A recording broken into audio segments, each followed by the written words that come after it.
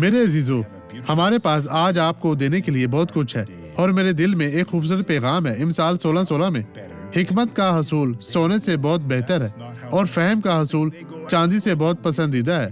ایسا نہیں ہے کہ زیادہ تر لوگ کیسے سوچتے ہیں، وہ جاتے ہیں مجھے سونا چاہیے، آپ حاصل کرتے ہیں، تاہم حکمت کے ساتھ آپ کو آپ سے زیادہ سونا ملے گا اگر آپ کے پاس نہیں تھا، اور یہ چاندی کے لیے جاتا ہے۔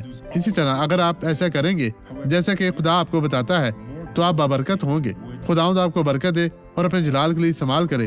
میری دعا ہے کہ خداوند ہر جان کو برکت دے، اور ہر جان سے خداوند محبت رکھتا ہے۔ عزیزو، ایمان رکھیں۔ اب اس گواہی کو دیکھیں اور میں واپس آؤں گا۔ آپ کو کیا مسئلہ تھا؟ مجھے جوڑوں کی درد اور سوزش تھی اور 8 سال سے زیادہ ہو چکی۔ جوڑوں کی سوزش؟ ٹھیک ہے، میں کچھ ادویات لیتی تھی، لیکن پھر بھی یہ دوائیاں جو میں لیتی تھی ان سے بہت تکلیف ہوتی تھی، یہاں تک کہ میں یہاں آنے سے بھی دور سے جو چرچ کی جگہ ہے جس کی میں رکن ہوں، مجھے بس سے اترنے میں کافی دقت ہوتی تھی۔ مجھے ڈر لگتا تھا کہ میں گر جاؤں گی۔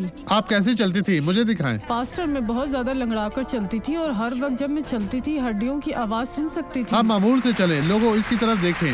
دیکھیں عزیزو، خدا کی تعریف ہو۔